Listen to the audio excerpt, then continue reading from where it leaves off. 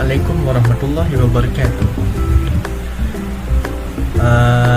Kami daripada kumpulan 3. Nama saya Muhammad Akmal bin Ayub, pelajar Diploma Pengurusan Pelancongan. InsyaAllah hari ini saya akan membincangkan tajuk mengenai obesiti. Apa itu obesiti? Obesiti merupakan keadaan perubatan di mana lemak badan berlebihan yang terkumpul sehingga ke satu tahap yang boleh menjejaskan kesihatan seseorang.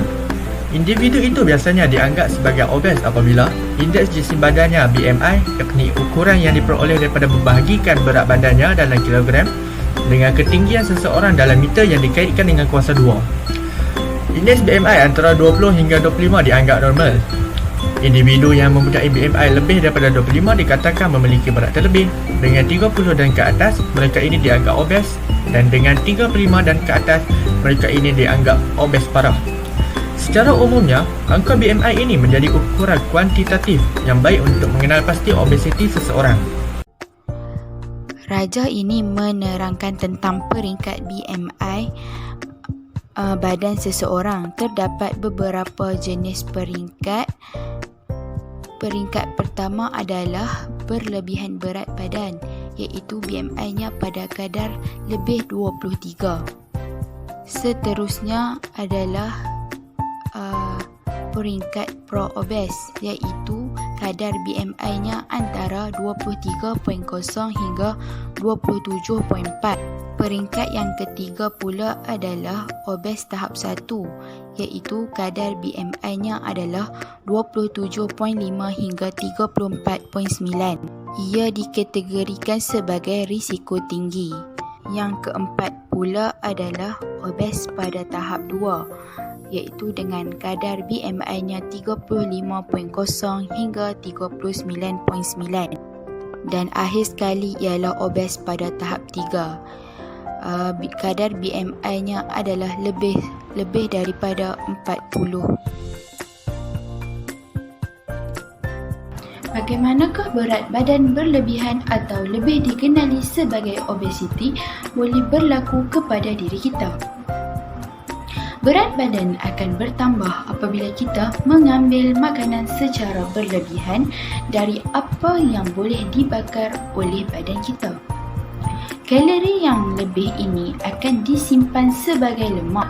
Antara punca berlakunya berat badan berlebihan atau obesiti adalah: pertama, tabiat makanan yang tidak sihat seperti makan secara berlebihan atau makan makanan yang mengandungi minyak dan karbohidrat yang tinggi.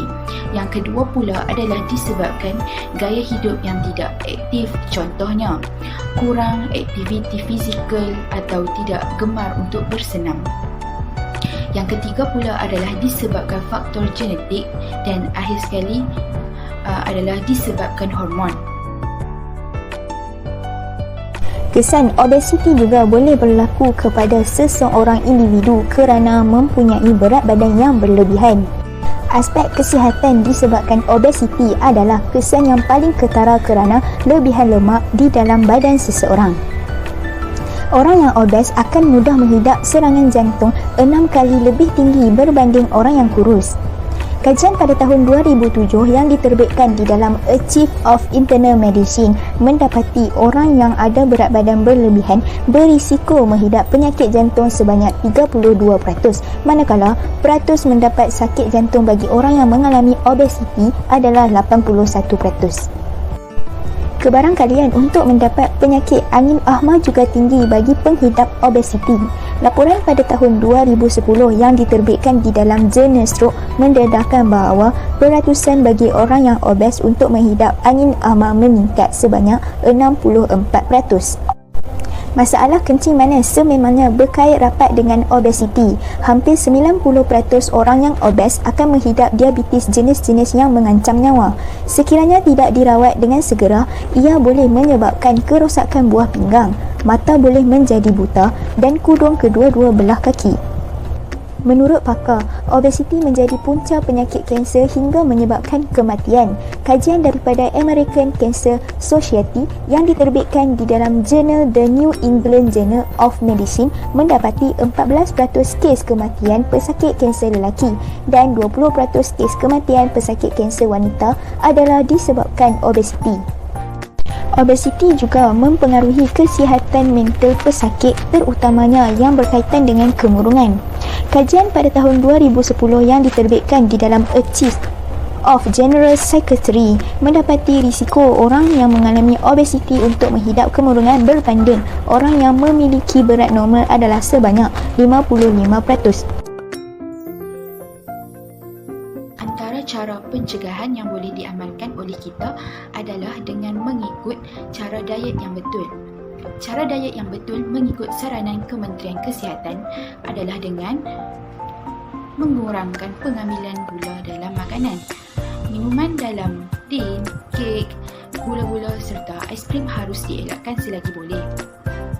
Jika anda seorang yang gemar makan makanan yang manis, cubalah kurangkan pengambilan makanan dan minuman yang manis sedikit demi sedikit. Elakkan makanan yang diproses.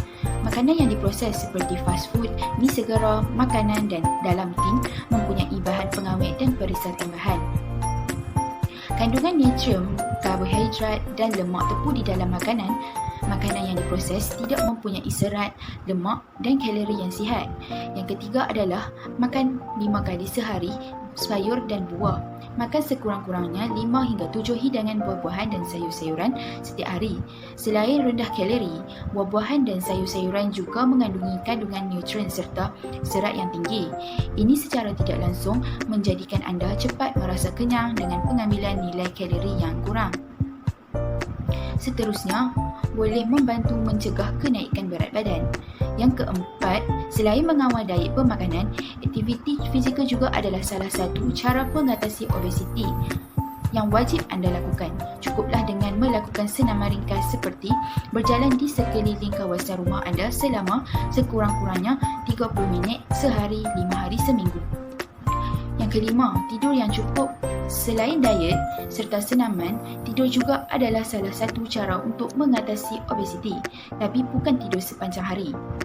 Para penyelidik mendapati bahawa tabiat tidur lewat di kalangan kanak-kanak di antara umur 4 hingga 5 tahun boleh meningkatkan kemungkinan untuk terkesan dengan masalah obesiti dari masa ke semasa.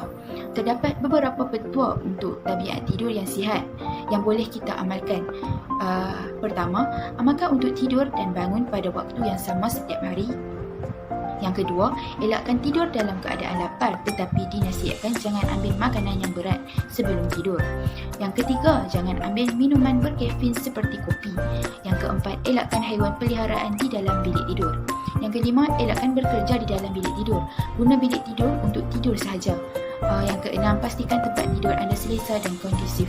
Guna tilam dan bantal yang selesa. Cara mengatasi obesiti juga adalah dengan relax dan tidak stres. Stres boleh meningkatkan tahap hormon kortisol yang boleh mengakibatkan anda beringinan untuk makan. Inilah yang dikatakan makan ketika beremosi ataupun dipanggil emotional eating. Untuk mengelakkan perkara ini terjadi, anda dinasihatkan untuk relax dan belajar bagaimana cara menangani stres dengan baik. Antara cara-cara yang terbaik adalah seperti rawatan aromaterapi, pendekatan istikhathah, beradah dan lain-lain. Mengikut agama Islam, pendekatan istikhathah itu ialah dengan berzikir, membaca Al-Quran serta lebih mendekati diri dengan Allah. Akhir sekali, cara mengatasi obesiti yang paling mudah dan berkesan adalah dengan cara mengamalkan minum air kosong. Air kosong tidak mempunyai sebarang kandungan kalori, iaitu 0 kalori, tetapi boleh menghilangkan haus serta memenuhi kehendak cecair yang diperlukan oleh badan. Malah, air kosong tidak akan menggemukkan badan kita.